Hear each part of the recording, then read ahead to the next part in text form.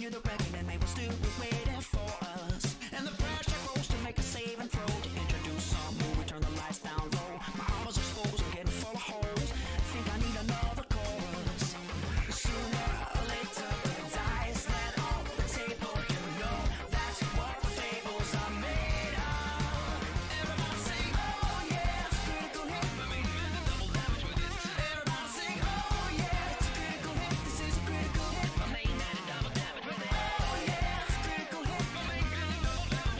Everybody sing, oh yeah, it's a critical hit. It's critical, critical. That ain't how we roll. Oh no, it ain't stolen. We on a roll. Hey, we on a rollin'. That ain't how we roll. Oh no, it ain't stolen. We on a roll. Hey, we on a rollin'.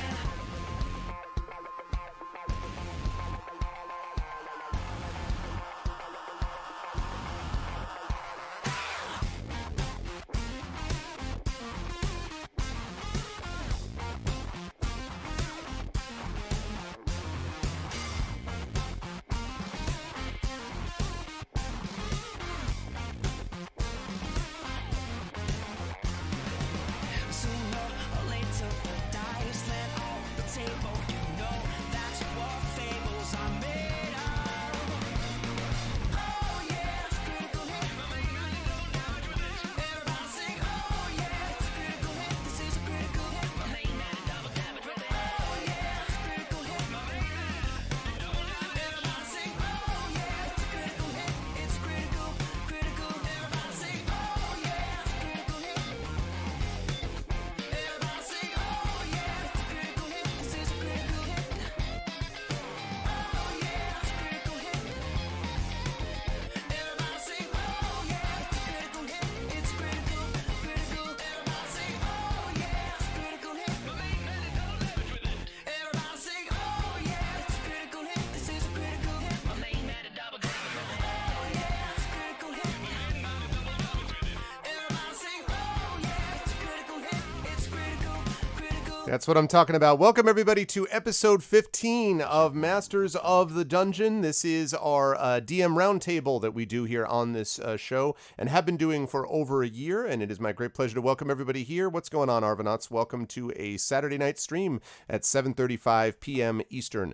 Before we get into the show, just a couple of reminders about things going on with the channel and ways to support the stream. If you have not done so already, please make sure to follow the channel. That is always a good thing to do. Please, if you haven't done so already, please check out the YouTube channel with !ArvTube, where you can see previous broadcasts of this and other shows on the channel. !ArvTube will get you to that. !Arv tweets will get you over to my Twitter, where you can follow my discussions about things relating to streaming and gaming and writing and teaching and family and politics occasionally and stuff like that. You can find that over with !Arv tweets. And while we're on the subject of Twitter, !tweet will allow you to retweet this stream to all and sundry. Please let the folks know outside the Twitch community that we're doing this, because it's always good times and we can broaden the community out if we're able to do that.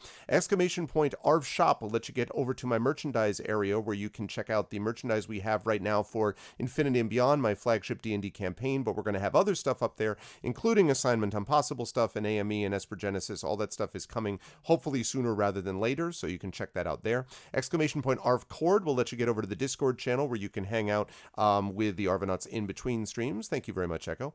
And last two things, !Arv Treon, that is the Patreon, currently sitting at $377.96. Would love to see that get to $400 and north. My goal for the end of the year is $420.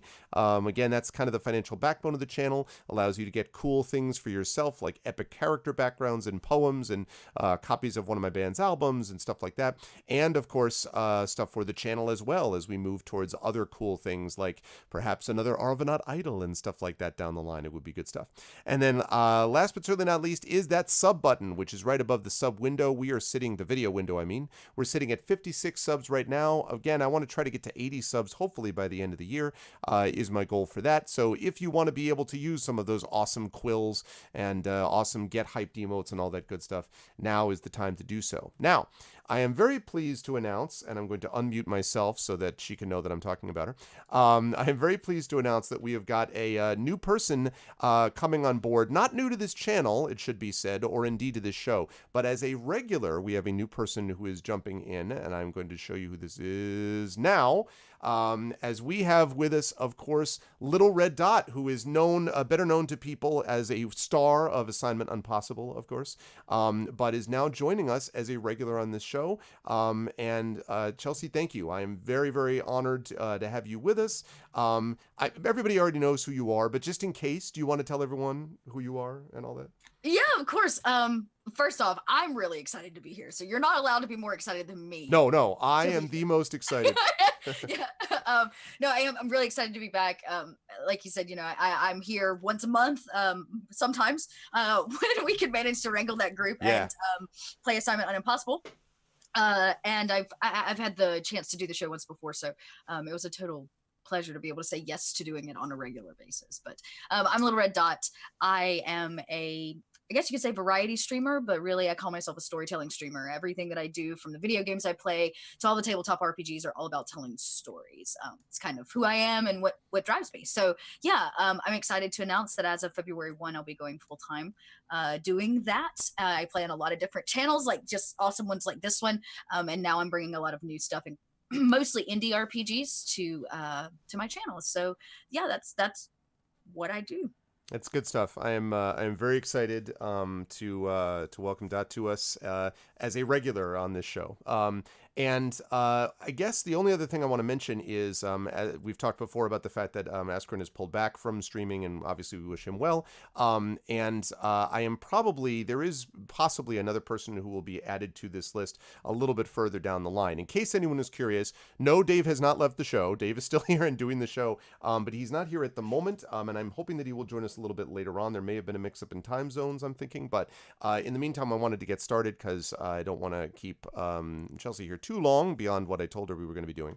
And so I want to lead off by starting up by talking a little bit about what we normally do, which is, first of all, introductions, and then moving on into talking a little bit about, as I'm scrambling for my notes, moving into talking a little bit about campaigns, how our campaigns are going. So I want to start with you because we were just talking a little bit about some of the campaigns that you have run previously, Fate Core and otherwise. So tell me, have you got one thing that has happened of stuff that you've either played in or been GMing in over the last, I don't know, month, 2 months, that you're like, this awesome thing happened that I really would like to be able to relate to the peoples? Oh, okay. Oh my God. All right. So, I am a huge fan of Fate Core. So right now I am currently playtesting some new material that I've written as a flavor, I guess you could say, for Fate Core, which, if you don't know, Fate Core is kind of a base open tabletop, which requires you as the GM to make the world. So yeah, I've been running a campaign right now using some original content called Fate of the Appliance Wars, which has been going great, except for some reason my internet has not been going great, but the stream itself and the content and how it has been going really, really well. I'm thoroughly pleased with it. But if any of you out there are fans of the movie The Brave Little Toaster, or were as a child as I was, this is basically that amped up to 11.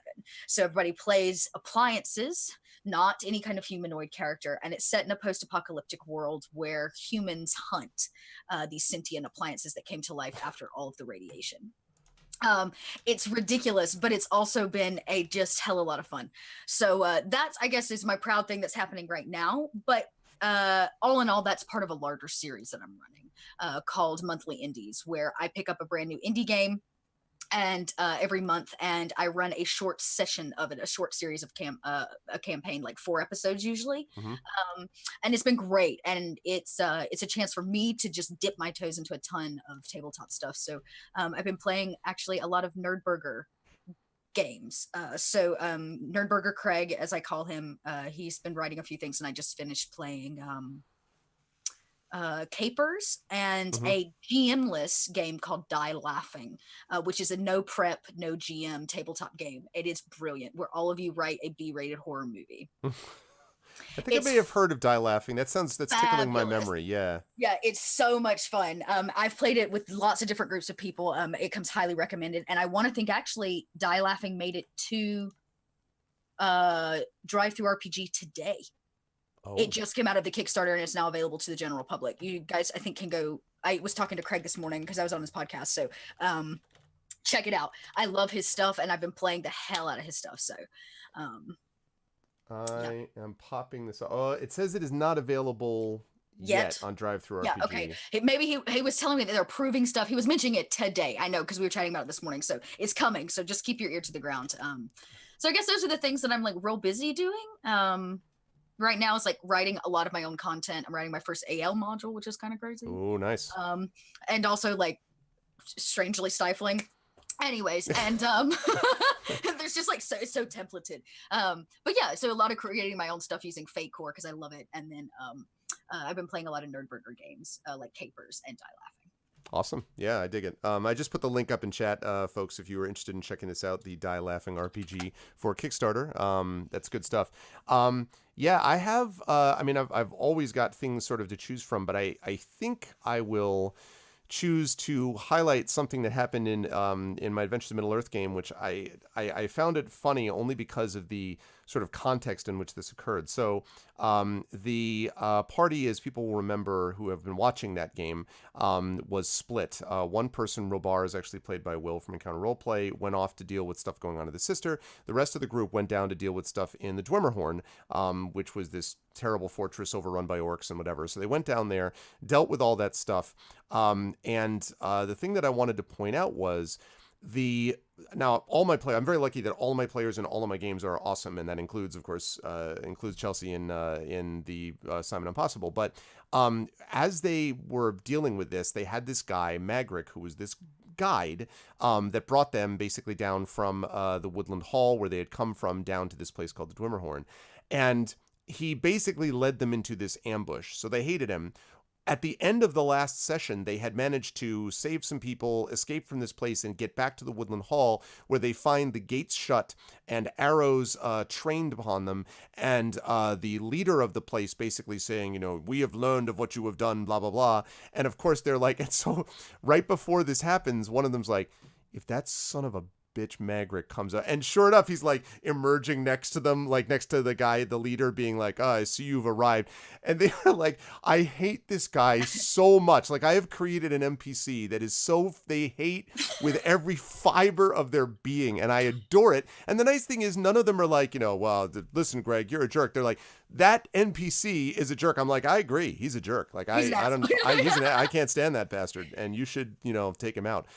It was really, really funny, and it was just demonstrative to me of how much certain characters. Now, I expect that some people would be betrayed and would obviously not like it, but some characters just become like the sum of all things that people either like or hate. So if you then mess with that NPC later, if they like them, they really are like, no, you can't kill this awesome NPC that you thought was a throwaway line, but they decided to embrace, fully. Or the opposite of that, which is we hate this guy so much. I expected they would not like him. I didn't expect that they would loathe him, like darts on the wall, throw darts at a dartboard with his picture on it.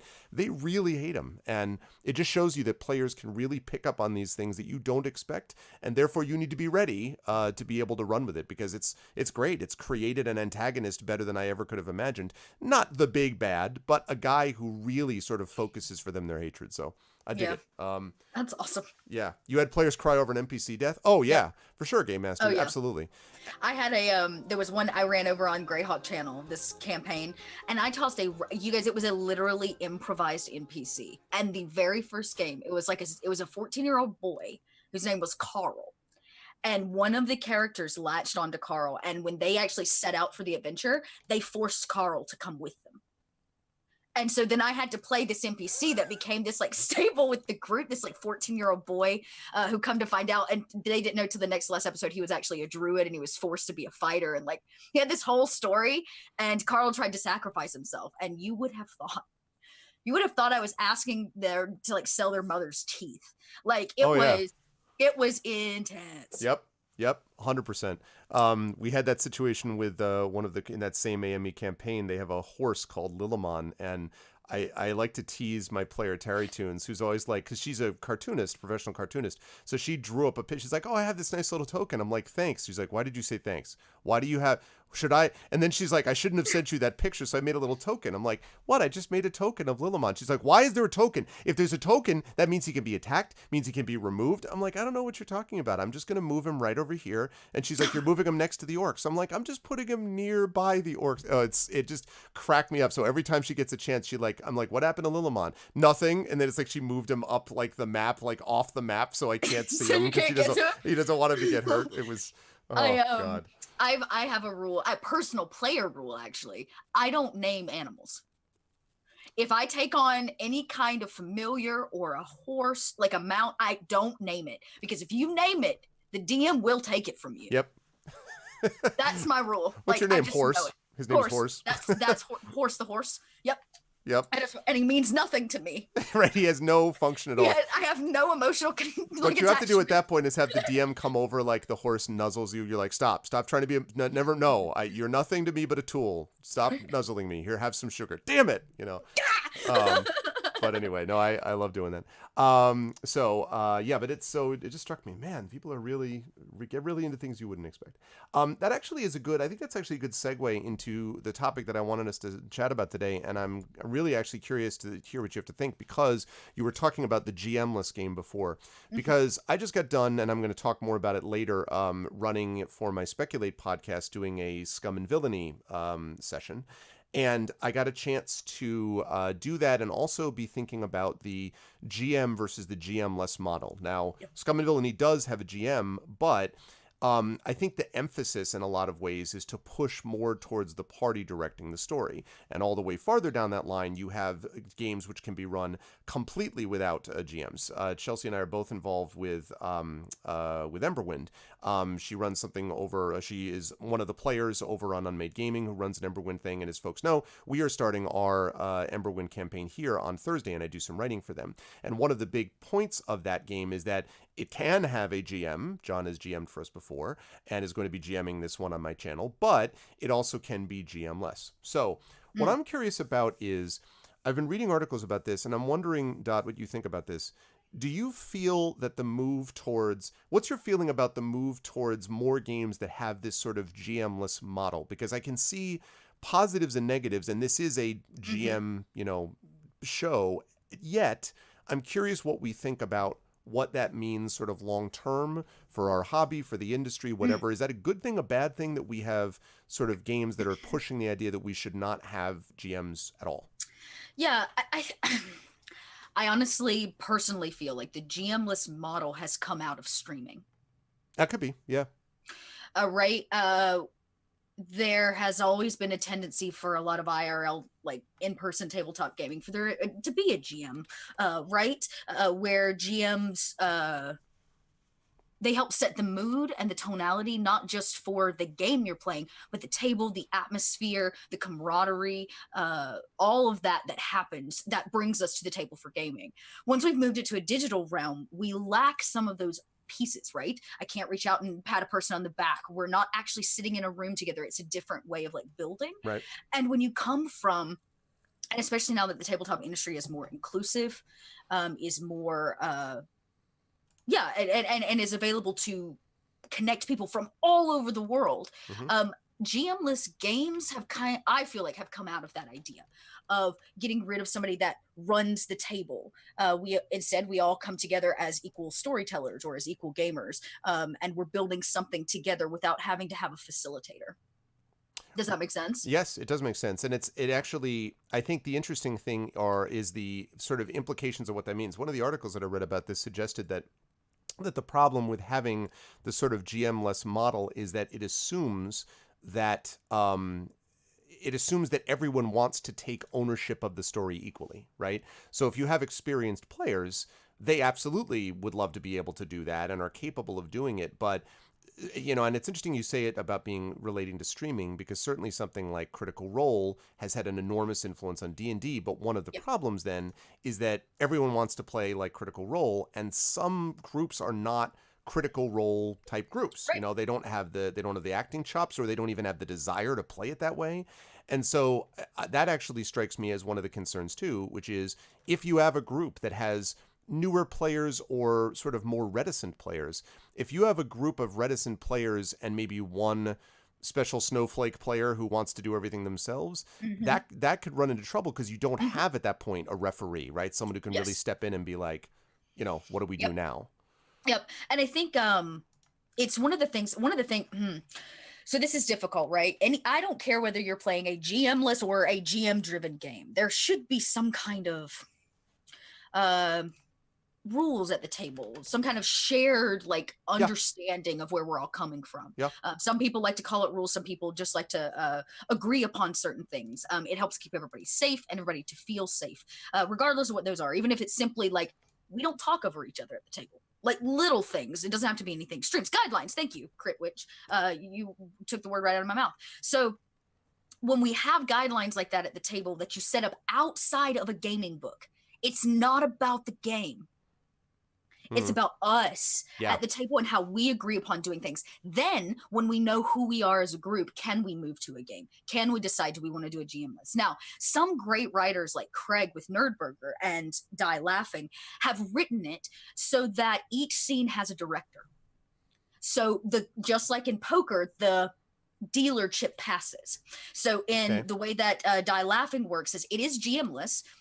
Everybody has a character, usually determined by a horror movie trope or stereotype. The cheerleader, the jock, the stoner. It's really brilliant. And you pick your character, you get your stuff. It's very simple. But at the top of each round, whoever basically has the dealer chip becomes the director of the scene and has to play the monster. So it is always about the shift of storytelling at the table, because if we all play the monster and we all have one goal, then we're all working to the same end, just like if we had a GM that was making us work towards the same end. That's interesting. I just reached over to my bookcase to pull up a game called Cosmic Patrol. Which is very similar to that, actually, where you essentially are rotating, storyteller / narrative GM, whatever you want to call it, from round to round, sequence to sequence. And that's interesting. Although I would point out that what that does, though, is that it does create this sense that everyone's in charge at a certain time. I think you agree with me that collaborative storytelling is what we want to do, but how you get to collaborative storytelling is the question, right? And making sure that other people have a chance to kind of connect with them. And so that's part of pulling from Cabin in the Woods. So that's part of, I think, what this is about to me, because it's interesting. I wonder how much of it is we want everyone to get the spotlight, and that's sort of one of the things driving the GM-less model. But I wonder if in doing that, there is the risk that you end up taking the spotlight away from people that are not going to want to jump up and kind of wave the flag and be like, okay, look at me. Like, does the GM-less game, and I like the principle of the GM-less game, I should say, as a concept. I'm just curious about whether that runs the risk of having having something make it difficult for people that would otherwise not be a sort of larger part of the process, being involved with it. Maybe the rotating model you're talking about does that, but I don't know. Well, and I think too, there's a good point made here by chat, which is that, Die Laughing is meant to be a one shot. It's a chance for people just to sit down and without the weight of carrying a character over a story. Right. So I think that's also important too. Long-term stories need a facilitator. And I think, and at least over the years as I've grown as a GM, I stopped thinking of myself as the person that drives the story or the person that makes the story happen. I am simply there to facilitate. All decisions and everything that happens in the story is about the decisions that they make, not the ones that I make. I just build a world, and then everything that they do in it affects it. And so that has helped me some too, to realize that a GM is really necessary. I do, especially for long-term games. You should really have a GM. And even playing Emberwind right now, I don't even know if I would want to play it without a GM. Right. I wonder about that too. Because I think you're right. It is because these are storytelling mechanisms. We need a storyteller at least at a given time, Yes. I mean, even as an example, for those folks who have played the game Werewolf, so which is also Mafia, known by another name, right? Right. So you can play Werewolf or Mafia, and you can play it where you have a narrator who just kind of does the sort of mechanical stuff, so-and-so dies, you wake up the next day, so-and-so is dead, you have to decide who you're going to, hang the next day and see if it's the werewolf or not, blah, blah, blah. But the thing about Werewolf is that I have found that having a narrator who's able to shape it so that the village is making the decision, but the narrator has a certain level of authority that is that provides safety, right? So if people ever feel like the discussion is getting like nuts and getting personal, the narrator can step in and be like, okay, here's how things are going to go, and everyone will accept that as a mechanism of a part of the rule of the game. If, on the other hand, you've got 4 or 5 people at each other's throats and there is no hierarchy and no one who's like, this is the story that we're trying to tell, then you're just kind of stuck. I mean, and obviously people who know each other well can avoid this problem, but especially under certain circumstances, I can imagine that would be something where it could end poorly because there isn't that person that can kind of say, wait a minute, no, you know? Right. Well, it's like the difference between a club and a committee, right? A club has a president, and that president in the end helps make a finalized decision that drives everybody. A committee is just a group of people that have to like all agree on something. And it takes a lot longer to move it forward. It usually takes significantly more energy to get things done on a committee than versus something that has a leader driving it. Yeah, so it totally. In terms of it is and has been from the beginning in RPGs there for a reason, and I think we have to remember that. And chat makes another good point, which is like your group matters. I have a tendency to have really great friends that really understand story. I like to play with other actors. So we all have a similar mindset and we go about things very similarly. I play with a lot of improvisers. So we're all sharing a rule set that we've learned. That's not always the case, and that's okay, right? But you're right. I think in those moments where maybe the group doesn't have that skill set, doesn't have that refined dynamic, having a GM there is what grounds it. And helps keep everybody on a similar track or flow, at least, right?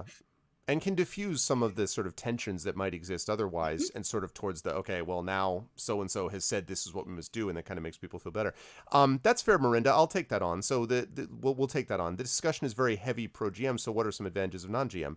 I will ask someone who has played these games like I have, what is an advantage? Because I know you said you'd probably rather not play Emberwind with a GM. So what's an advantage of playing a game without one? And I don't know whether you can take the rotation one you gave. Maybe let's put that to the side for a moment, because that's kind of an Urset's one. Oh, I've got another one. Another great game that is GM-less is the King, the Once and Future King. No, what is that? No, what is that game called? Hang on, I gotta pull it up right now. No, I'm gonna find this. It is called The King is Dead. Oh, The King's Dead. Yeah. The King is Dead. I've never played that. I just heard about it. I've never played it. The King is Dead. And I've got another set for you. You can buy the Seven Wonders. Seven Wonders is another RP-based, non-GM set of 7 games. All situational, all meant to be played as one shot. But the benefit, I think, is it stretches you as a player. It stretches you as a storyteller to sit down with a group of people and force yourself to find balance.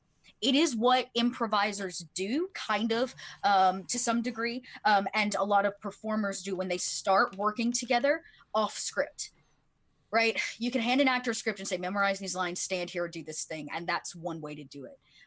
Or to have somebody tell you, direct you. It's so different to come at something and say, okay, we all have to be on the same page. It heightens your awareness. It changes the way that you approach situations because you're writing your own consequences. Seven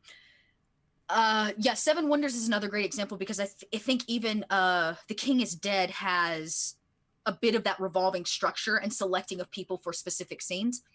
Seven Wonders is like, here's a scenario. Here's how everybody sets up, and everything forward from that is very much this like open game. Everybody just tells a story and it builds and grows, and sometimes it may end up ridiculous. And I think too, that's something that I've learned as a GM and as a player. We tell stories not because all the time we want to see hyperrealism. We tell stories because stories allow us to share and do things that we can't do in real life. Yeah, 100% agree. So it is okay if shit goes off the rails, if things become weird. For example, in my Fate of the Appliance Wars game last week, I had it all laid out. This is what I was going to do, and here's the appliances they were going to interact with. The sewing machine decides to take the curtains off this rundown stage and turning it into costumes for all the appliances. So one of them gets a mouse costume, one of them gets all of these things, and then a bunch of toys show up to come kidnap them, and they manage to trick the toys into believing that they're stuffed animals. It was ridiculous, out of this world, something that could never have happened. I don't know what you mean. Seems very rational and everyday. So ridiculous, right? These appliances are posing as toys, sentient toys nonetheless. Sure. But I say that because in those moments of the GM-less game, things can get, I don't want to say crazy either. They can escalate and they get big. And that's because when we're sharing a story that doesn't have somebody that's reining it in, there's always this idea of getting bigger and better. But that's how stories are made. Yeah. Stories don't grow backwards.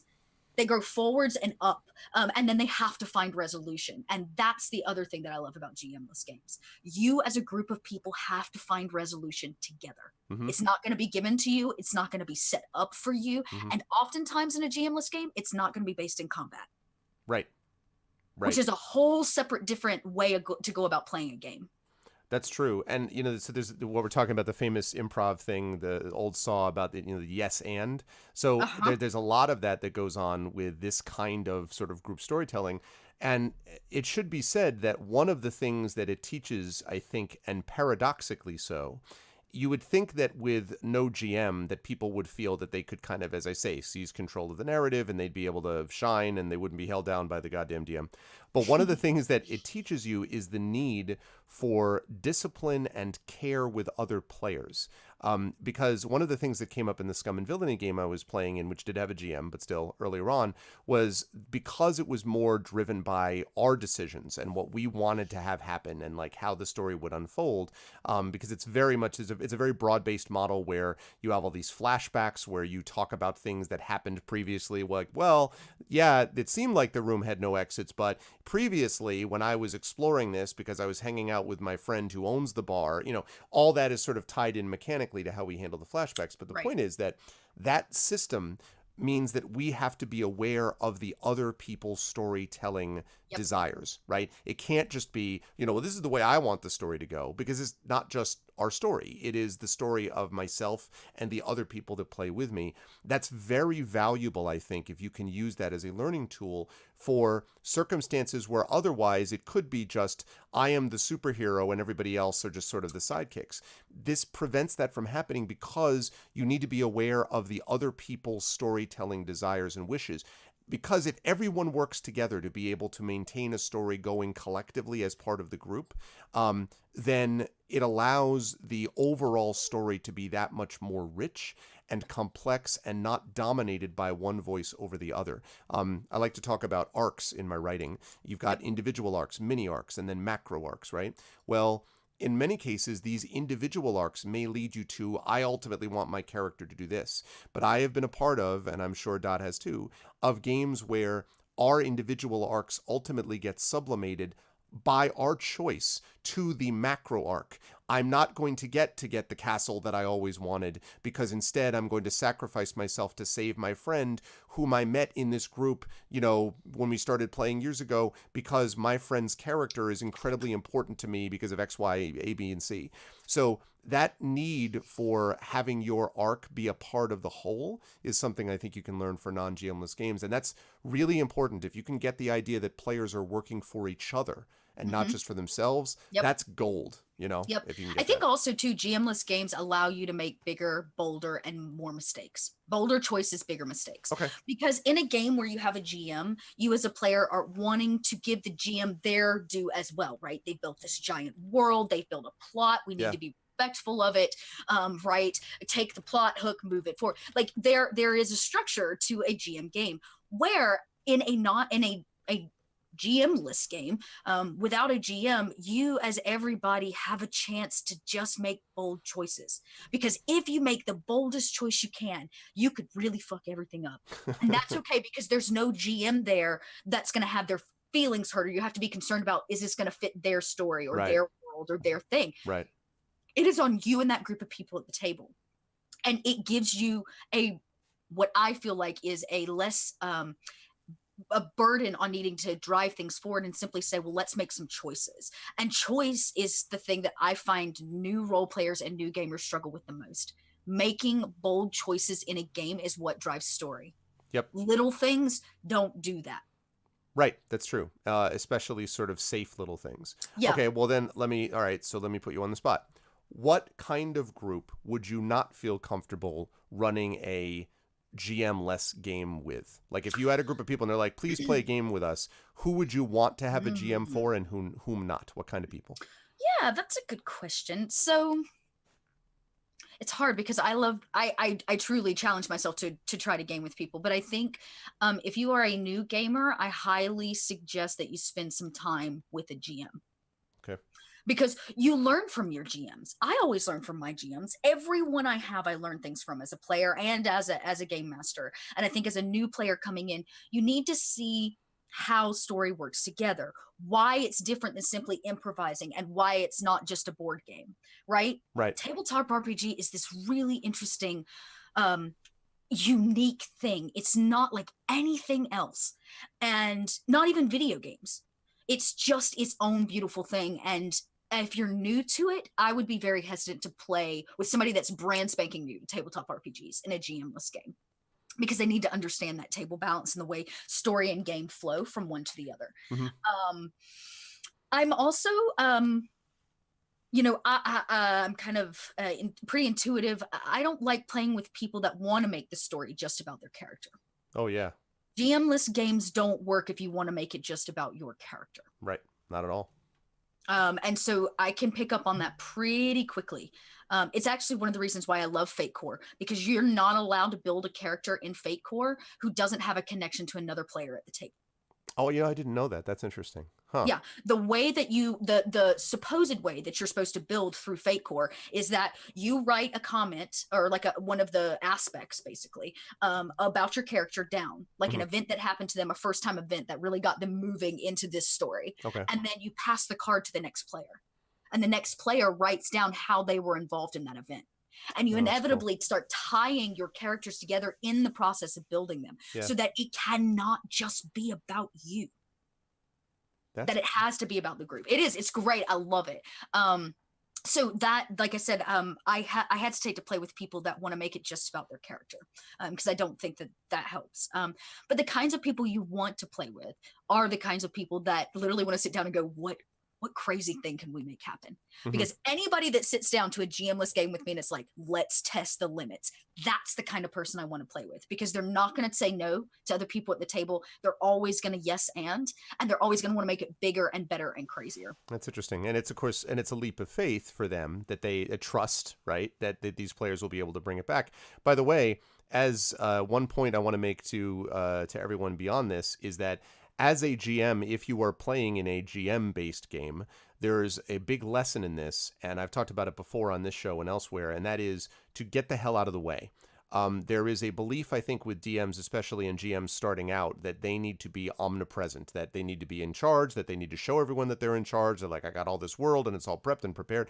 And so when two players are sort of talking to each other for too long, you can see sometimes GMs getting antsy, like, I got to get in here. Okay, like, all right, let's go. Time for the you need to get out of the way, and here's why. If you don't allow players to be able to work through, in particular, conflicts for themselves, now I don't mean conflicts that are spilling into real life. Obviously, you want to stop that. But character conflicts. If you jump in and prevent those things from being resolved out of a fear that those people are going to in-game come to blows, or that something's going to get lost, you give them no ability to be able to learn how to set limits for themselves, or what happens when those limits are broken, right? We all the time have circumstances in real life where we go a little bit too far and we push the envelope too far and we probably shouldn't have said X, Y, Z. If we don't learn when we're young, with parents, with guardians, with friends when we're younger, that, yeah, you probably shouldn't say that. That's a little bit too much. If we don't learn that when we're young, then we grow up and we're always someone always jumps in front of us to kind of, shield the blow. What it means is that by the time we get to adulthood, we actually will say things that really do hurt people because we've never learned what the limit is. We've never learned what the restrictions on our force is, like how far we can say and do things. And it means that we avoid sometimes conflict, which could be very healing, because we're like, I don't want to get into a fight with anybody at all. And those people end up being frightened of their own shadow and not very happy as people, because friendships involve sometimes confrontation, not drag down fights, but involves being able to say, you know what, that pissed me off. I'm annoyed that you did that. You hurt me when you did this. I felt this way when you did this.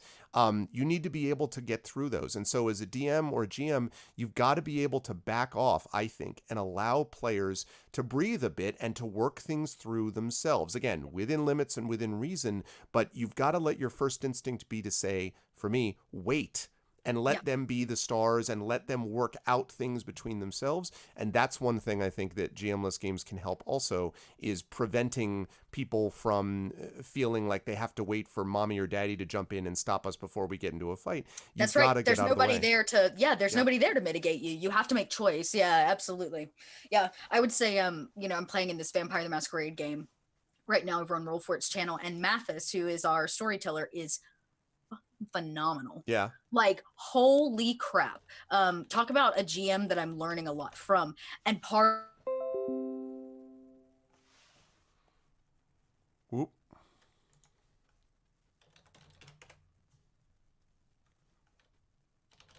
Oh, can you am I still Yeah, there? hold on, we got disconnected. Just give Cool. give me a second. Oh, you're good. I thought it was my internet. I was like, wait. You stopped in the middle of the thing. No. It's this disconnect on my end. We're gonna reconnect. So. Okay, cool. I was gonna say, I'm not in a hurry. Yeah, hang on. Dun, dun, dun. All right, and then it reconnects this way.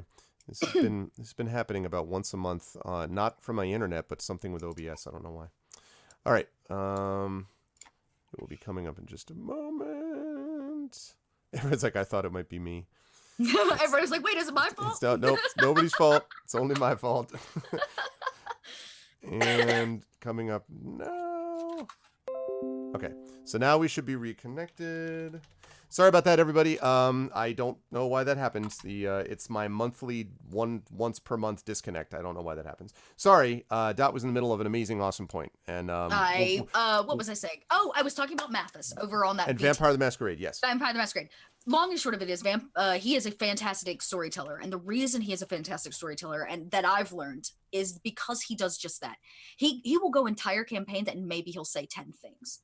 He lets us simmer in our problems, and for a game like Vampire, where everything's very politically driven, everything's simmering in Vampire everything anyway, is right? Simmering, yeah, literally in Vampire. He lets us work through things, and it is because of that, I have fallen in love and gotten deeper into this character than I have any character ever in any campaign I've ever played. Wow. I like the kind of thing where you leave and you sit for days and think about your next character, like what your character's going to do next game. Yeah. Like, it's been a long time since I've really like crunched that hard.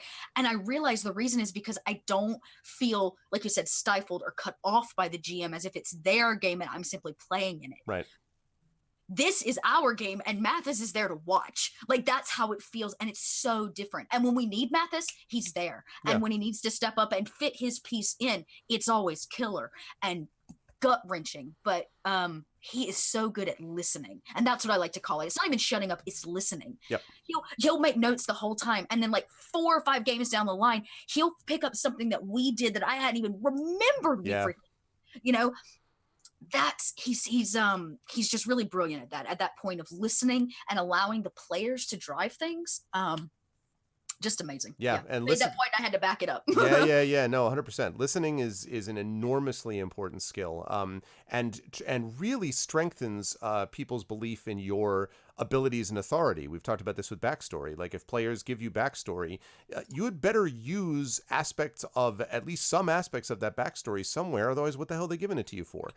You need to be able to bring these things up so that I had the experience in my Esper Genesis game, some of you folks will know, where Kat Rambo's character, Kat, who was an author, had written this little backstory because she really liked her character about this friend to Zora Markley.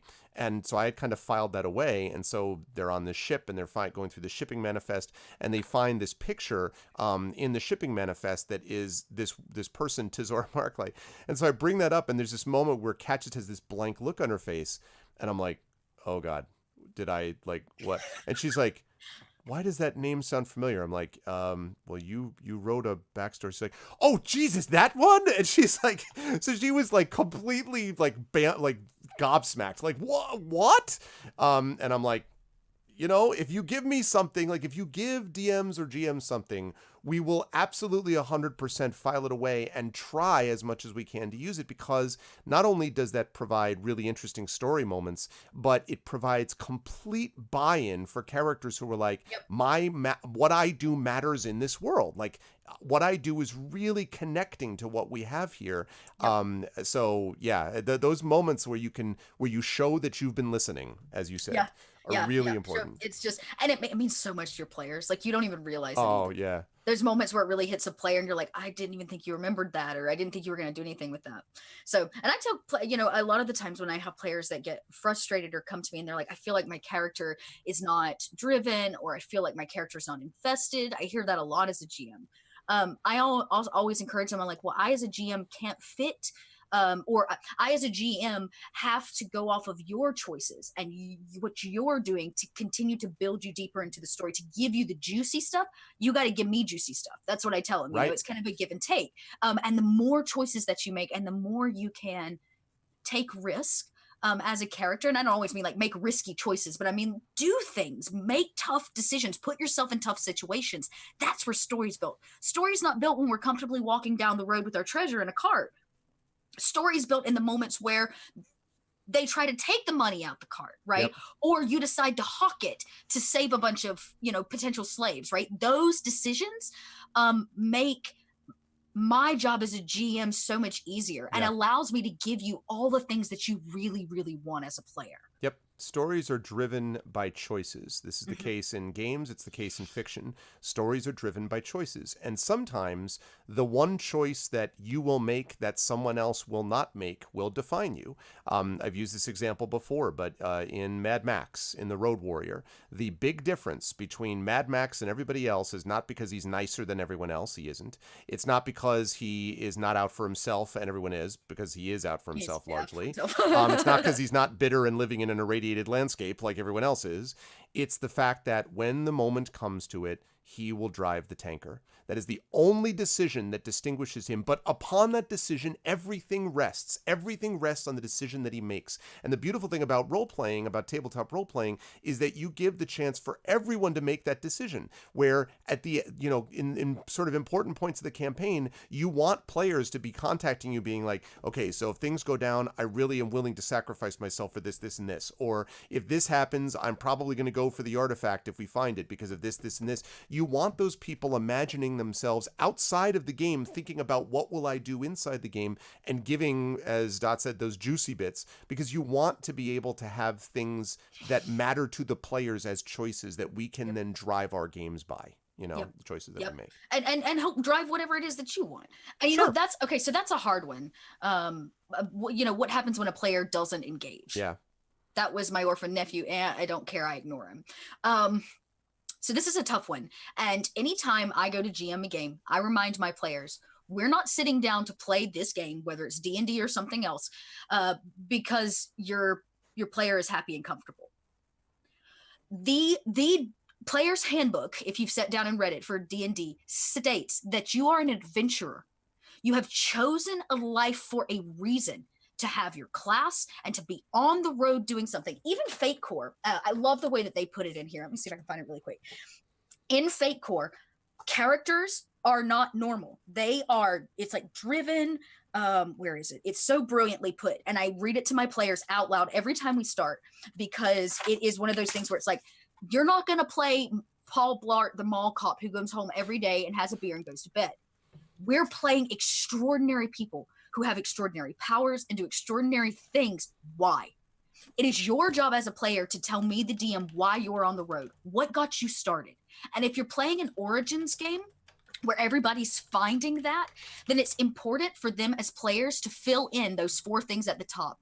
Their bond, their flaws. Those 4 things were put into 5th edition, and I adore them. And I will stand by them. There are a lot of people that hate them. Okay? Like, they despise them. They are so key, because you as a GM can simply look at those 4 things and very quickly set up a scenario that will drive that character to make a choice. It's a good point. if your players don't fill them in, I can go ahead and tell you, if your players don't fill in those 4 things, they don't know who their character is. They don't know why their character exists and what they do. Right. And I mean, and by the way, one point to emphasize about that is that the flaws matter just as much. Yep. And you need to be able to lean into those flaws. Flaws, I think sometimes people imagine them as drawbacks that are going to ultimately kill off their character. And the answer to that is, well, I suppose maybe it could kill off your character in the future if choices lead you to that point. Right. But flaws are designed to be able to get you into the fundamental, and I don't care if you're playing a different species, it's all the same thing, humanity, because we're talking about us as human players, right? Right. This is about us, and it's about leaning into what makes us us. And part of that is not just strengths. Part of what makes heroes is their ability to overcome internal flaws themselves. The Yep. things that really, in Blades in the Dark, they do this in terms of vices, right? They talk about a vice or a trauma even sometimes that sort of defines you. Those things are enormously powerful for role-playing and can provide a much richer experience than just, I am a series of abilities, right? I'm a series of numbers that are all good things. The reason we don't like, so-called Mary Sue characters is because we don't like characters that feel that they've never had to overcome anything. The Yep. Superman problem, we've never had to overcome anything. You Yep. want flaws that you can sort of sink your teeth into as both a player and as a DM so that you can have a rich human experience. It doesn't make you weaker, it makes you more human. And Yep. you want more human players playing more human type games, ultimately. Correct. Okay, here it is. It says, characters in Fate are proactive, capable people leading dramatic lives. You are a proactive, capable person leading a dramatic life. You have to fulfill all those things. And I'll tell you, Fate also does a really cool thing, which is kind of like a flaw. They call it a troubled aspect, which means it doesn't have to be something that's necessarily negative or bad. It has to be something that causes drama in your life. So you could be connected to the mob. You could owe a debt to someone. It doesn't just have to be a flaw. Does that make sense? Yeah, But sure. we know for a fact heroes don't exist without flaws. Yeah. One of the reasons why we love Marvel and we love Stan Lee's characters, and he will say this, is because his characters, his heroes, learned that what makes them hero are not their abilities or their powers, but the choices that they make. Sure. It is the choices that make them heroes. So you can lay all the powers you want. You can be the most powerful, badass sorcerer that has ever walked in a game. But if you don't have something that is driving you, that is at the core of who you are, making you make choices, then you don't really have a character. What you have is a stereotype. Yeah, exactly. And you have a bunch of essentially two-dimensional cardboard cutouts. Same principle goes for writing characters in fiction. Yep. There are cardboard cutout characters, and then there are characters that have sort of fully riched and realized worlds. And I also need to say that the choices, when you said the thing about Judo Killer, about everyone roll edgelords, so the funny thing about that, I mean, that's funny, but the interesting thing is that sometimes people do get the sense that either you have a deeply, I am flawed and brooding all of the time, or you have, I am deeply, noble and completely convinced of my rightness. And the reality is that we are driven by flaws, but we also have strength that, if all goes well, allows us to overcome those flaws. And that is what makes those characters fascinating to watch. So it doesn't have to come out of darkness. This gives me Right. another chance to mention Into the Spider-Verse, which I can mention every second because it's That the greatest movie goddamn was movie. so good. Yeah, it's right. I have So not good. I have not found a single person who's seen it who wasn't like, that is such an awesome movie. And Yeah, I if you- thought oh. I thought it was gonna be, I was like, it can't possibly be this good, everyone. And then I went and I'm like, no, it really is that good. And then it It's, was like, you oh, know, here, let us put the most fantastic soundtrack that has ever been soundtracked Yeah. on top of it. Bad- It's just like, badass it was soundtrack. So good. But the point I want to bring up about that is a good example of that moment that's very powerful is Miles Morales is a great character. Mm-hmm. When Miles Morales is on the edge of the building, and I'm not even spoiling it because it was in the trailer, so this is not a spoil. When Miles Morales fully comes to terms with who he is as Spider-Man, his version of Spider-Man, not everyone else's version, his version of Spider-Man, he has that moment where he's on the edge of the building and he remembers that ultimately it's a leap of faith, right? Ultimately it's about, becoming who you are means taking a leap of faith. And he has that moment where he leaps off the building, and this is what made me think about it when you said the music, and you've got that, what's up, danger, as he's Yo, flying what's down up? the bridge. That Yeah. whole sequence is brilliant Amazing. heroic storytelling, because it's him overcoming his own obstacles and doubts about himself. Yep. Doesn't mean that he's never going to face them again. Doesn't mean that he's not going to be a character again that is going to have struggles, and that's not the point. The point is that he has learned true north about who he is, and it's a combination of his uncle and his father and himself and his mother, and it's a combination of all these people around him, the other Spider-Men. It's a combination of, and Spider-Women, all the Spider people.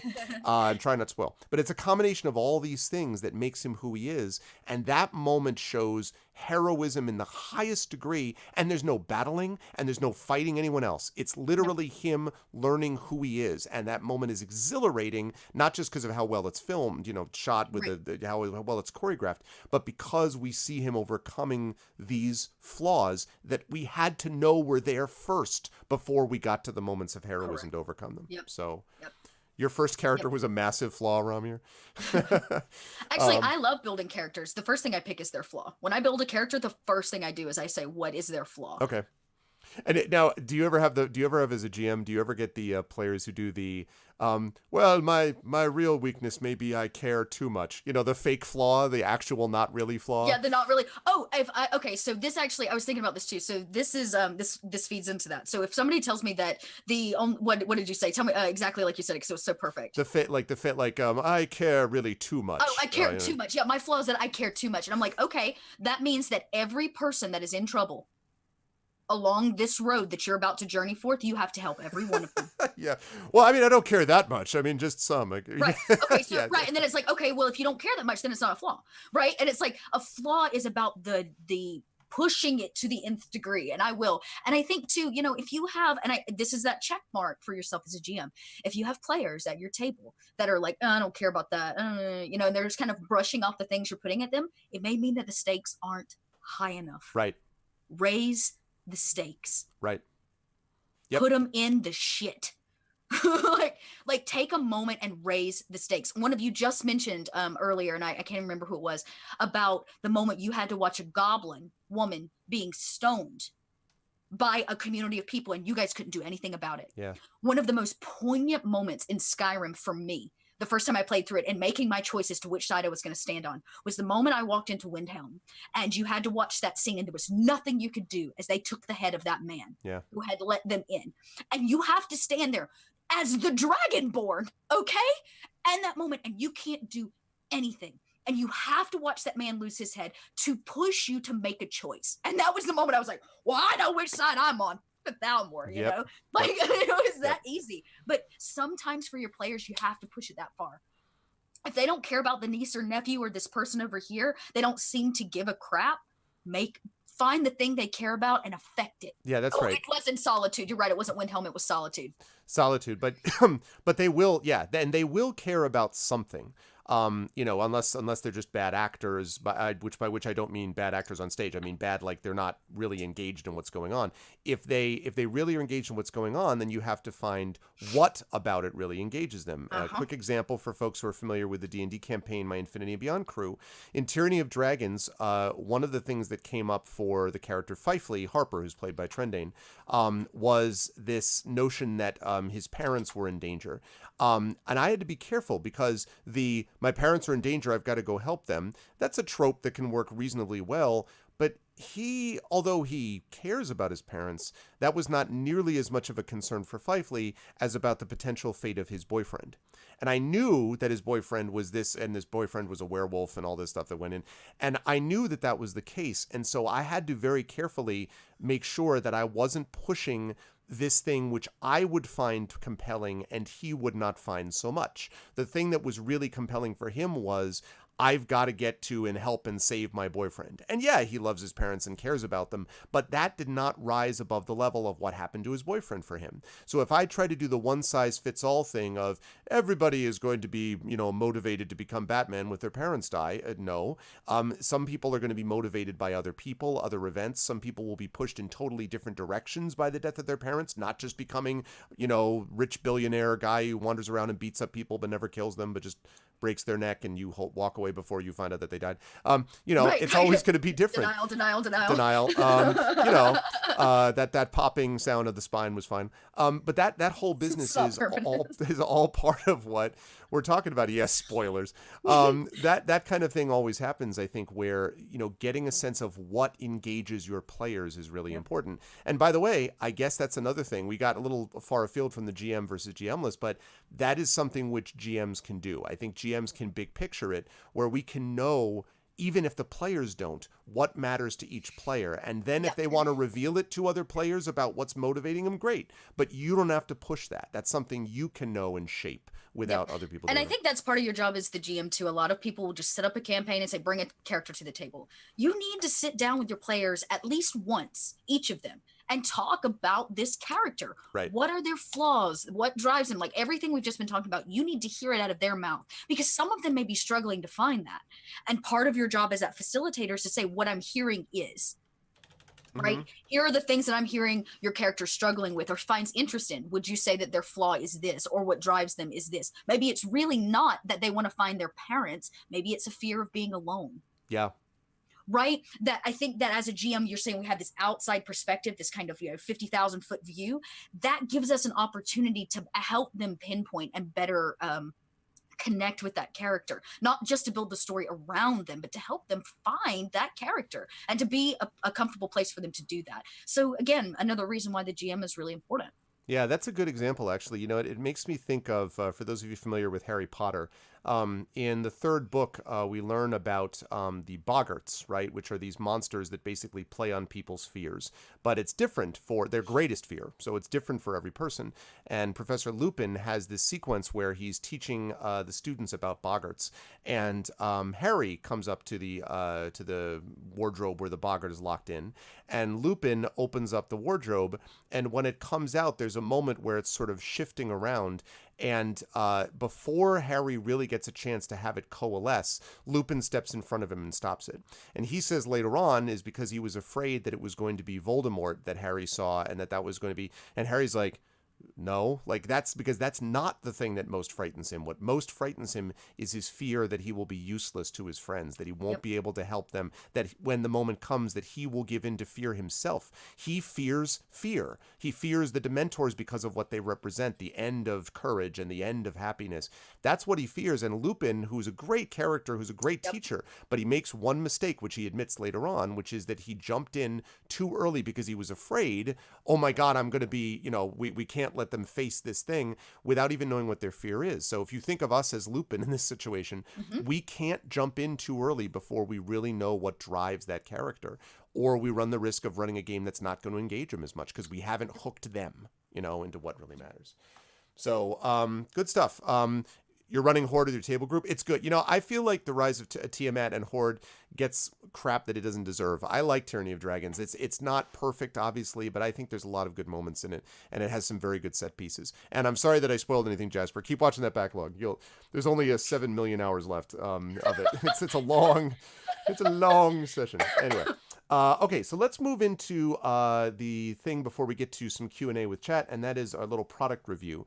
So do you have a particular product? I have one that I want to talk about. Do you have a particular thing that you either bought or game that you've been playing in terms of like system that you're like, oh my God, I know you talked about Fate Core a lot, but is there anything new and cool that you're like, this is an awesome thing that you guys need to get? And it could also be, doesn't have to be an adventure. It could even be, I don't know, set of dice. I don't know. Anything. Well, yeah, sure. Okay, that's all good. Those are all good things. Well, first off, if you haven't, I just ran a 9-hour charity stream for a group called Cognitive Merchant. Okay. If you guys haven't checked them out, they're out of the UK. They're a couple. They hand make leather and metal D&D accessories. Okay, And I their already leather- love it. I was about to say their leather DM all-in-one pack is one of the most beautiful things you'll ever see. Satine Phoenix has one, and I think Matt Mercer has one too. But it's like an all-in-one. It's like a little suitcase, and it pops open. It's got your DM screen, it has everything. It's just so beautiful. It's got a Wow. dice tray and everything. So you should check them out. They're called Cognitive Merchant. They were getting ready to lose their makerspace, and my podcast North by Northwest hosted a charity stream to help them save it. So they've saved it now. They even get to upgrade their space a little bit, which is really cool. But you should check their products out because they've got beautiful handcrafted stuff. So that's one. That's just a little plug. But in terms of a game, For those of you out there that are always looking for games that are right for kids, I get this a lot. Well, I have a teenage girl who's not really interested in D&D, or I've got a 6-year-old group of kids, we can't play something advanced. I ran in the month of December something called Witch Girl Adventures, Okay. which is a tabletop RPG. It has like 20 PDFs. It's unbelievable the amount of stuff Malcolm has written.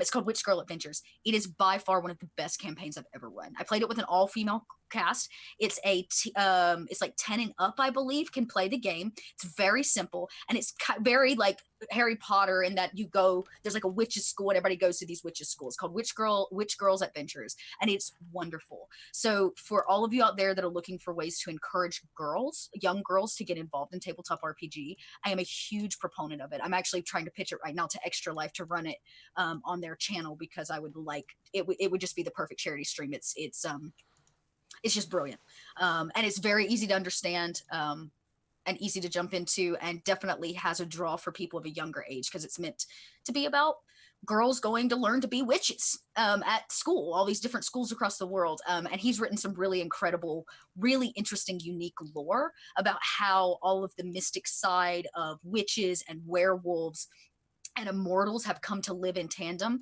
or actually in hiding with our current like world as it stands. And he's got a book on technology and tech witches that use things like cell phones, and they browse the like interdimensional web and these kinds of things. It's really cool. It's the really cool dark system. web. Yeah, the really dark web. Yeah, it's really, really cool. It's a cool system. And like I said, if you're ever looking for something that's a little lighthearted, that doesn't carry the weight, but can still have really great story and character moments, I highly encourage you to check out Witch Girl Adventures. That's another one I just played through. That's super neat. I just posted up the sort of image for that, and the rule book I will post right now that's on DriveThruRPG. I absolutely love the fact that these games, so many of these things are available now where you can get them on DriveThruRPG or other places, sometimes even their own storefront. And there are so many of these systems that you can draw so much stuff from. As people know, the game that we play with is Simon Impossible, which is based on a modified version of Wilderness of Mirrors. Wilderness of Mirrors is absolute genius, and I that's something that I wouldn't necessarily have run into, but I happened to hear about it and then ended up downloading this for, and I think it was like $5. Like given how good, and yes, is it a light system? Yeah, but the point is it works so well. That it's so oh man, like it's so cool. Anyway, that's really neat. It also reminds me a little bit of a system called Little Wizards. Have you ever heard of Little Wizards? I haven't. It's a Little Wizards is a really neat thing that only came out, was only one book that came out, and I talked to the people at Gen Con, I think it was 2 years ago, and they were like, yeah, it didn't really sell well enough.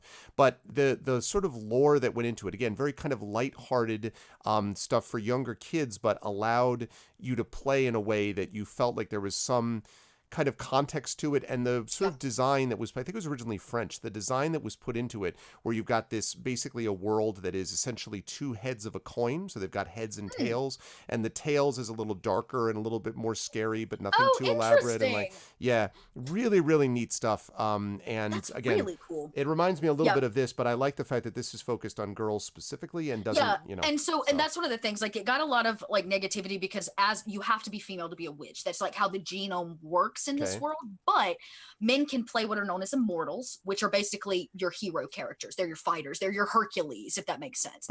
Werewolves, there's centaurs, everything else but basically witches you can play, and he's just got books and books and books and books and books about it.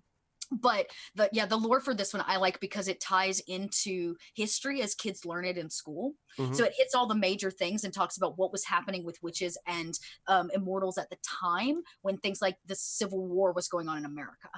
The American Civil War was happening. Where were they involved in all of that? Oh, cool. And it goes all the way through everything, and then you get to World War II, and the witches teamed up against Hitler basically, and these bad witches, and when they came out the other side of that, they felt like we had affected the world so much that the Witches World Council made a group decision to wipe the memories of people clean, of that witches, mummies, all of it exist. And so that's how we end up in today, not believing these things are around, and everybody's had to go into hiding.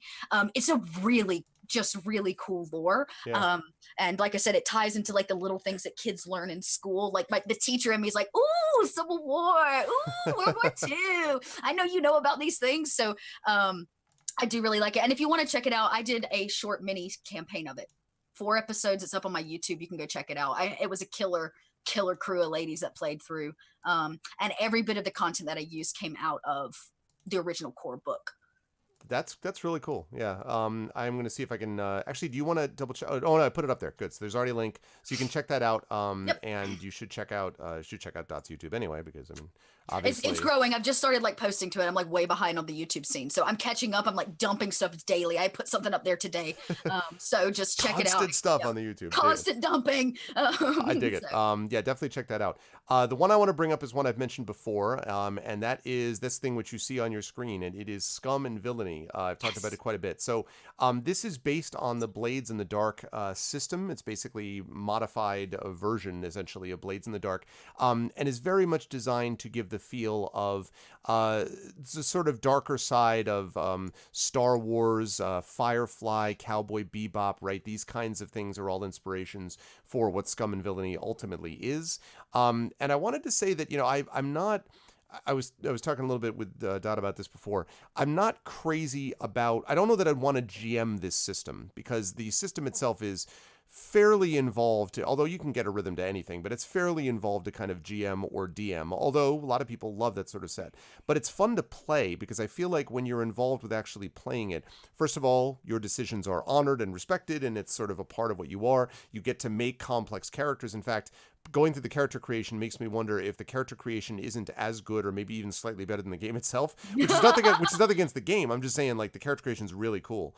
And there are also, on Roll20 is an API for, like, they did an API thing, so they have actual character sheets for Scum and Villainy, which was so awesome. Like, you can keep track of stress and different points of resolve and abilities and things like that. And the sort of conceit of it is that basically you were a group of, depends on how you set it up. You can be rebels, you can be smugglers, you can be sometimes bounty hunters, and you've got a job to do. And so it's very heist-oriented or job-oriented. It reminded me a lot of Leverage, actually. That's actually good. Yeah. In terms of the way that the thing actually feels. And I have to say, I really enjoyed kind of playing. We had a good group of players that was doing this on Speculate earlier today, but I really enjoyed being able to feel like my character had something that actually mattered. And again, you have a vice, a trauma that you build up. Mine was obsession, because my character was bullied pretty badly as a kid. And so part of the thing that kind of really drove him as this scoundrel who tried to pretend he was sort of like this 80s era style, at least in terms of the things he wore, nerd. So he's very much kind of in that mode. And he was always trying to pretend that he was like, I'm awesome, Han Solo, Remo Williams dude, but he's actually not really so much those things, and he's kind of not as good as he thinks he is. And really, he even knows he's not that good, but it's a big bluster or whatever. But the one thing that he's very convinced about, his true north, is if he sees weak people being hurt by the strong, he will destroy the strong. Like, he won't just be like, let's stop that. He will destroy them if he can, because he loathes it with every fiber of his being. And that is not only a defining characteristic, it's also potentially a flaw for him, because it means that sometimes his sort of sense of mercy isn't super well developed. You know what I mean? Yeah. Like, none of this, like, well, you really have to feel bad for the bullies. Like, no, he does not feel bad for the bullies at all. Yeah. So that kind of thing I think is really interesting. And Scum and Villainy promotes that kind of play. This is not for someone, I think, who wants to be good light side of the Force Jedi. Like, I'm sure you can do that, but it's not really going to work. So I did technically play in the Star Wars world, but we were definitely the Han Solo crew. We were doing a heist, and we were like a bunch of junk traders. Well, I technically played a droid, but we played it with the Star Wars build, and it worked out great. But yeah, you're not going to be. It ain't for Jedi. It's not. It's your Han Solos and your Rogue One. It's Rogue One. It's Rogue One. It's Rogue One. Yep. It feels Rogue One, not Return of the Jedi. Which is neat. So he's Star-Lord. Yeah, he really, that's the second time that came up. And I don't even really like Guardians of the Galaxy that much. And so I was like, yeah, of those characters, I guess but see, I really like the dude, who's the blue skin dude who has the whistle thing that causes that awesome thing to kill everybody? Oh, the one that was like, Yondo? Yondo. That guy's cool. Yeah, that guy's cool. But yeah, he is cool. But again, he's like not the hero at all. He's your Yondu. Right. Yondu. Also, Yondu. There we go. They got us. Yondu. Yan. Yondu. Yondo. Yan. dude with the whistle, okay? Just the whistling dude. And the mohawk. And the mohawk and the awesome actor who I really like that actor. Yeah. Anyway, yeah, I perked up at Guardians of the Galaxy. You could perk right back down again, okay? That thing is over. No. But anyway, so Scum and Villainy, I recommend it. This came out this mod, I guess, essentially came out. Oh God, a couple of years ago, I think. I don't think. Has it been out that long? I feel like it has. I I, want to see. I feel like it's newer than that. Am I that far behind? Let me double check and see. Oh my God, I bet I am. I want to see because I feel like it's not that new. So you guys should know that Evil Hat Productions, who produces Scum and Villainy, also produces Fate Core. So Fate Core is basically their base system. Everything that gets released from Evil Hat starts here and then it evolves into the next game. So like this is the bare minimum of Evil Hat production. So that's why I love their stuff. So like October 2017 is where it started to pop up. And I guess it was formally released more in 2018. So yeah, not quite as long. So it's been around for like a year, and if you count the original when the name popped up, about a year and a half. So yeah, it's that thing. Yeah, and it's based off Blades in the Dark, which is of course also a fake. Yeah, okay, got it. Yeah. Unsub, unfollow, unpager. I'm sorry, dude. I just I can't get exercised. I won't get into it. I don't want to get into my critique of Guardians of the Galaxy. It to me, it's kind of, I never really read the comics that much as a kid. So I was just reading it being like, this is a good playlist, but other than the whistling dude, why do I care about any of these not very likable people? That's just me. Everyone is welcome to like what they like. True but story. It's not as good as Winter Soldier. That's all I'm saying. Marvel MCU, Winter Soldier's better. Anyway, He's got some feels. yeah, that's true. That's true. But I haven't seen Guardians of the Galaxy 2 in fairness, so I guess I should see that to determine if it's all about that. How could you not love Groot? Because I don't buy that more power comes out of the fact that he says the same line 75 times. We are Groot. That never works for me, okay? I tell myself I'm special every day. It's not working. I love like all of a sudden the viewership drops to 0. Like, screw you, all right? I cared.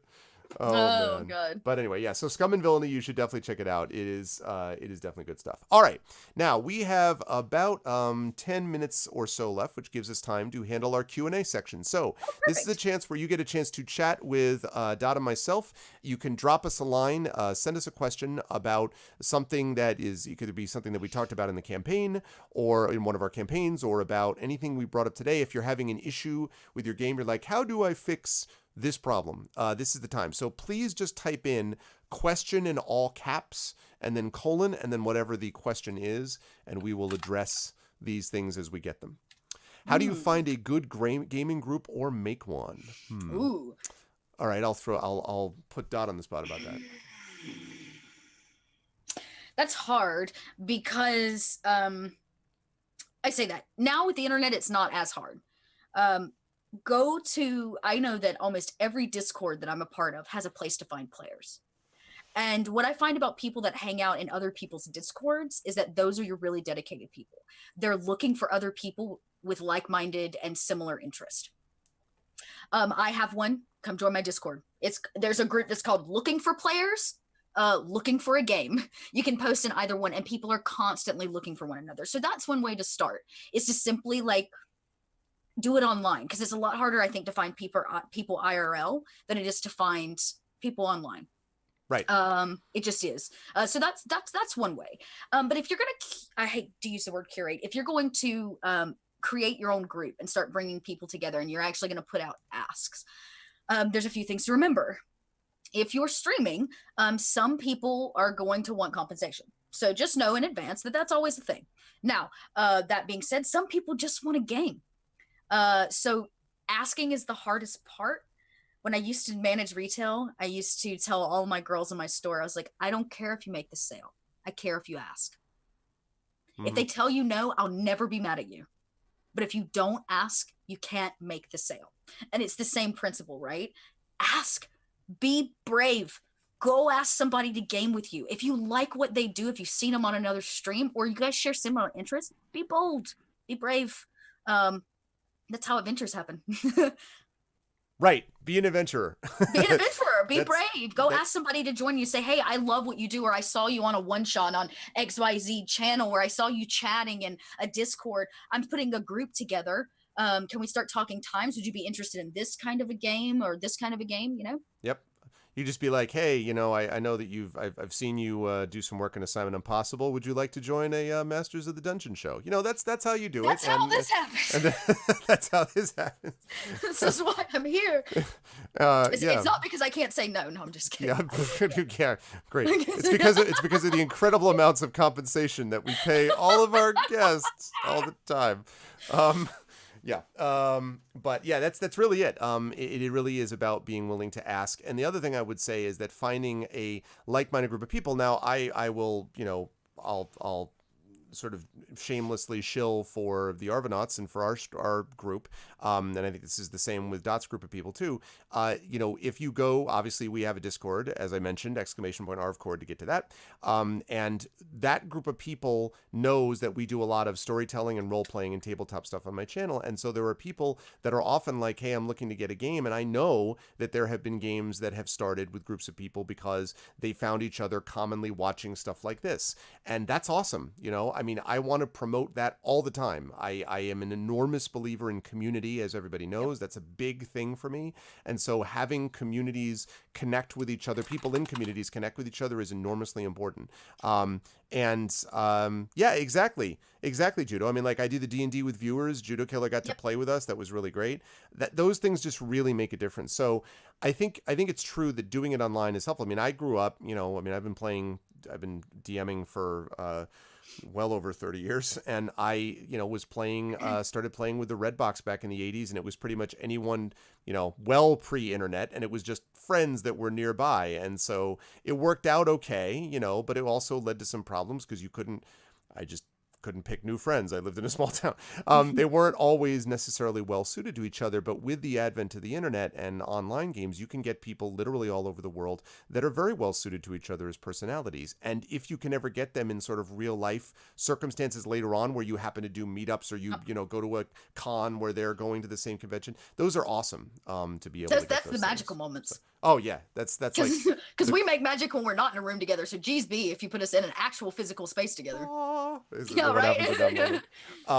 Okay, Marinda asks, question: do you find the online experience similar or different than offline? Which is better and why? I will not say. Okay, at their best online, best offline. I think offline in the same room is always going to be a little better at their best, and the reason is because of the live energy of the room. Now you need to remember that Dot will appreciate this. I also come from I do theater criticism as well. I teach it. I minored in drama in college, and of course Dot is an actress.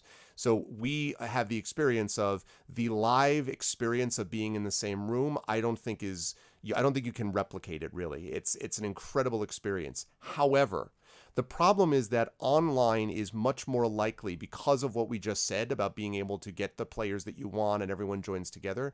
The floor for online, I think, tends to be higher than the floor for offline, because the floor for offline is just harder to get people together that are the right group for reasons we've already said. So my experience is that the general quality, I think, of online play is, I think, better. I think you're less likely to have huge drop-offs, assuming that you do things properly. And so I'm very lucky that I have a bunch of amazing players that I can't tell you how healing and wonderful and great it is for me to play with all the players that I do.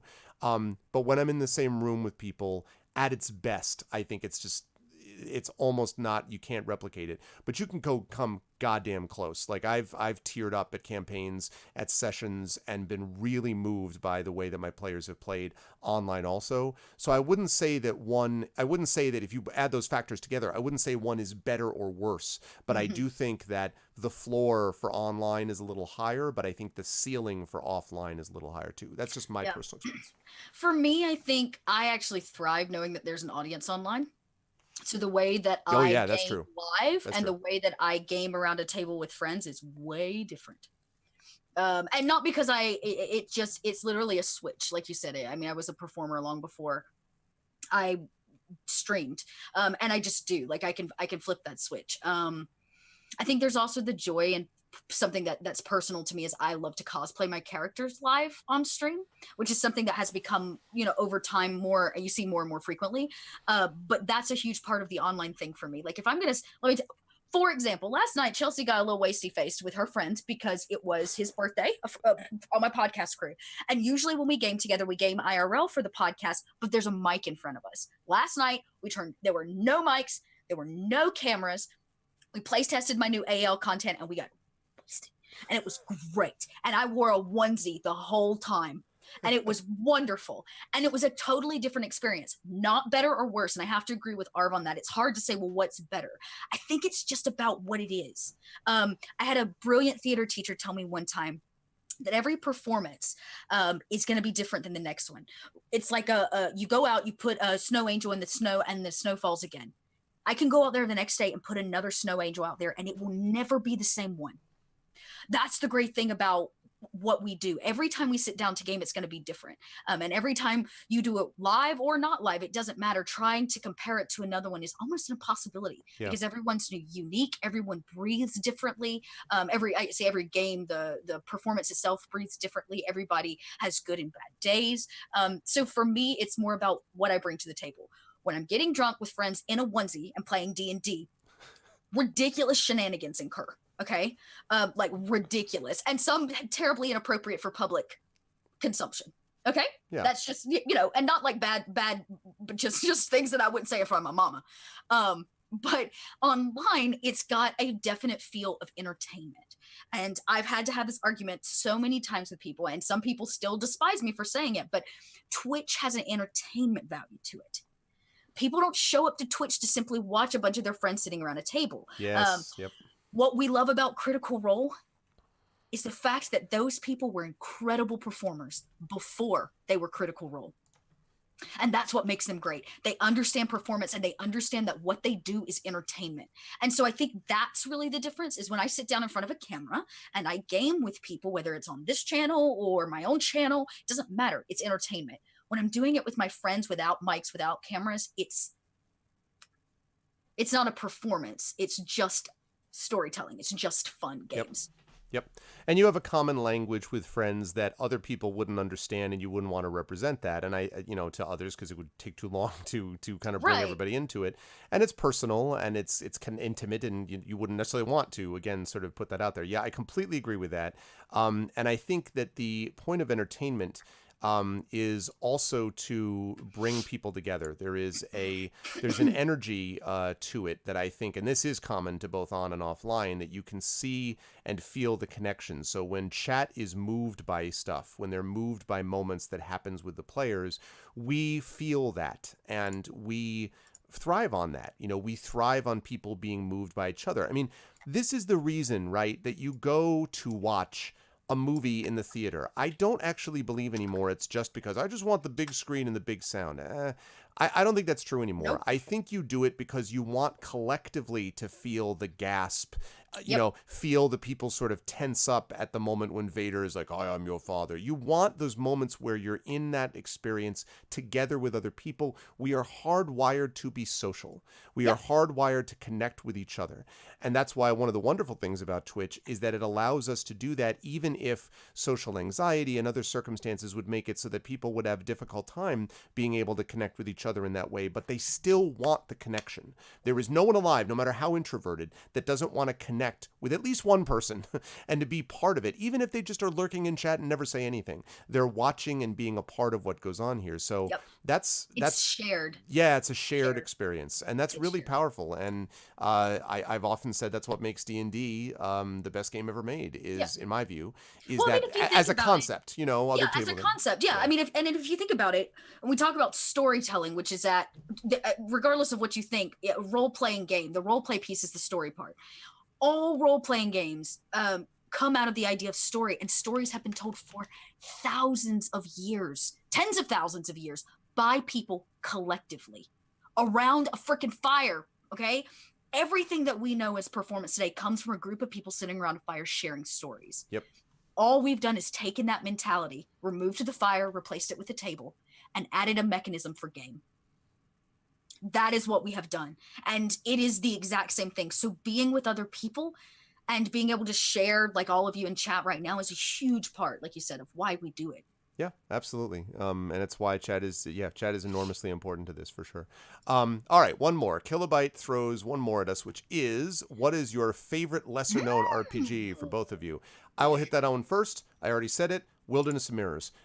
Not nearly well known enough. Amazing, adaptable, adjustable, 60 spy. Come at me. Like it is all that. Like I'm all about it. That's me. What about you? Okay. I'm gonna throw two out there. One, because I have recently played it and I've fallen in love with it. It is a really interesting system that is a non-dice RPG. It uses a deck of cards. Everybody has a deck of cards. It's called Capers. Also written by Nerdburger Games. As you can tell, I have a little bit of an obsession with his games. It's called Capers, and it's an alternate history of it's like an alternate timeline during Prohibition, where people called Capers have superpowers, mostly your gangsters and your 1920s like theme type stuff. I just played a campaign and it was awesome. And what's really cool about it is because you're playing with cards, the way it works is the whole thing is almost like playing blackjack the whole time. Because your roll, instead of rolling a 6-sided dice and you get your thing, you have a certain amount of cards you can draw at one time. And you flip one card at a time and you try to get the highest card you can. So you can flip one and take it, or you can gamble and flip another and potentially get a lower card. So the whole time, not only are you gaming and storytelling, but you're literally gambling. The whole game feels like this like seedy, like 1920s speakeasy. Like it is brilliant. It's called Capers. Nice. You should check it out. I love it. So that's one. The other one that I really like that a lot of people don't know about is one called Bluebeard's Brides. I haven't heard of it. Okay. So if you know the German fairy tale, Bluebeard, it's about a crazy man who kills all of his princess wives. And the story that you read takes place from the perspective of a woman who is figuring the mystery out. And she figures it out and has to escape his castle before he kills her and adds her to his collection. It's a really screwed up German fairy tale. Somebody has developed a game called Bluebeard's Brides, where you, as the table, don't play all the different brides. You share one bride, and each of you play a part of her psyche as she attempts to escape. Oh, God. It's amazing. It's very dark, kind of gothic horror, but it's really interesting to watch. And this is another one of those ways to get people collaborative. It's one of the reasons I think I love the game. When you have everybody playing one character, and you each have a piece of the psyche, and that you have to work together as these different psyches wanting different things to drive a single character to hopefully salvation. I'm just looking right now at the description. Bluebeard's Bride. It's based on Powered by the Apocalypse. All right. Mike Underwood, who's my co-host on Speculate, is big on Apocalypse World, Dungeon World, all that kind of stuff. But produces adult feminine horror fiction like Crimson Peak, American Horror Story, or The Company of Wolves, making it fun for horror fans and dark fairy tale fans alike. That's, I don't adult feminine horror fiction. One of the things I like about that is that one game does not need to be all things to all people. And so it's really cool that you can get something which has sort of more, I don't say, not saying specialized, but I mean, it's something which seems like it's good precisely because it's focused in a particular way. Yep. That's really cool.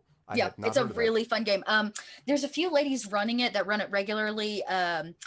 I think it's like Kiana, Katie Faze, and That Salty Ginger. I think all run a campaign on one of their channels. I don't know which one. They've been running an ongoing, and what they're doing is every time one of the brides dies or escapes, they play another bride.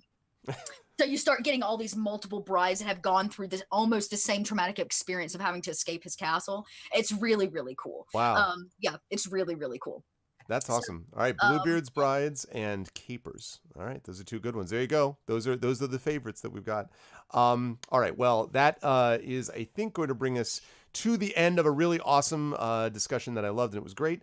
I will start, first of all, by Dot, thank you. Amazing stuff. This was tons of fun. I am so glad that you have joined us for this. Yeah. And you will see her on this channel for this, for Simon Impossible, and who knows if other things will be in the horizon, he said, with you said with mysteriously, let us say. You want to talk about where the fine folks, though, will see you, not necessarily on this channel. Where will they see you next otherwise? Yes. Let's see. Next. What is today? Today's tomorrow. Tomorrow you can tune in for my community game if you would like, called D&D Sunday Fun Days, where you can sign up. We do 3, sometimes 6 hours of D&D, and I get really drunk off mimosas. It's basically D&D brunch is what it is. And I seriously, I drink mimosas out of a moonshine jug that says Sunday Fun Day on it. So come by, let me GM a drunk game for you. It's shenanigans based. It's the highest, most ridiculous fantasy. It's literally meant to just be fun. So that's tomorrow morning on my channel. Due to some technical difficulties, last week's Fate of the Appliance Wars didn't happen because my internet was garbage thanks to the weather. So we recorded, and I'm going to be rebroadcasting that directly after Sunday Fun Day. So if you wanted to hang around and watch that, you can do that. Monday, you can catch me on Nerd Immersion's channel playing through Princess of the Apocalypse. Tuesday, you can catch me playing Emberwind over on Unmade Gaming. Wednesday, we're back on my channel. Emberwind, who plays that nonsense? What a horrible game. Emberwind, good God, that game. I'm playing a druid for that one, and she's a witch doctor meets like hag. So she doesn't come out of the city at all. There's also a really funny clip involving that I saw with you basically saying her name is Cathbad, right? Yeah, Cathbad. And saying Cathbad, it was just Cathbad. You made Cathbad feel things. It was very funny, and I only caught about an hour of that game when you were playing. But anyway, it's funny. It's great. So yeah, that's Wednesday. You can catch me back over on my channel with Fate of the Appliance Wars again.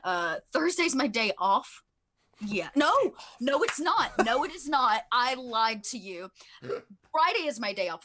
Thursday, I start a brand new campaign over on Pro Restarter's channel. It's a D&D campaign, a homebrew that I've done, where everybody's playing adolescent children. It looks at the world of Faerun through the eyes of kids as adventurers. So think very, they're starting as 0-level characters, meaning they have no class, only race, and they're having to find their way and mitigate the world as kids. So that's going to be fun. That's a whole different little thing. So, and then you can catch me on the weekends, specifically on Saturdays, over playing Vampire the Masquerade Sounds of Silence with Roll For It. That's like, I'm sleeping and breathing some Kindred lifestyle right now. I almost wore my vampire teeth just to do this interview today. I was like, oh, I gotta get my teeth out and do my dinner. So yeah. That's funny. Yeah, lots and lots of stuff. Lots of places you can catch me. The easiest way to keep up with me is my Twitter, little_red_dot, or you can come join my Discord if you don't do the social media thing. Good stuff. Thank you. Great pleasure, as always, Chelsea. Normally, we are joined as well by Dave, the digital DM, who I hope everything is okay, but he did not join us today. He is the digital DM, though, on Twitch and Twitter, etc. So you should check him out there. And we will be back to you folks with this show on February with all of us back here to talk about Roundtable stuff. I am going to be continuing to stream, but I'm going to let Chelsea go with thanks. Dot, thank you so much. Wonderful stuff, as always. And I will be talking to you very soon about different things related to this and others. So chat, can we get some love please for Little Red Dot, who did an amazing job as always, and very glad to have her part of this. Thank you Dot, so much. Yes, of course. Till next time, gang. Bye. All right, that is going to do it for that, but we are not done because we are going to transition over here. So great stuff. I really enjoyed that. That was a lot of fun. I always enjoy doing this show, and I'm glad that we got someone who is, has so much good knowledge and ability to be able to transfer that knowledge to all of you in such an entertaining way. So that was great stuff, and I am excited for more of it. All right. Now that I have talked up her praises a bunch, I am going to take here about a 2-3 minute break or so, and then I'm going to come back and we will get started with Bard's Tale 4. I'm not going to stop the stream. I'm just going to put up the break screen, and then we're going to come back to Bard's Tale 4. So I'm going to change up the menu and all that good stuff. If you like what you saw with this, though, please remember to check out previous episodes. This is episode 15, excuse me. We have 14 previous ones, so please make sure to check that out. Check us out on YouTube at !RVTube as well, and you can find out more details about us over there and about this particular show when we do this show once a month. For right now, though, I am going to, as I say, take a little bit of a break, and then I will be back to you, and I think I'll be playing a little bit of our new album, 5 Years Later, from my band The Road. So bear with me because I will be back in just a little bit. Hang tight.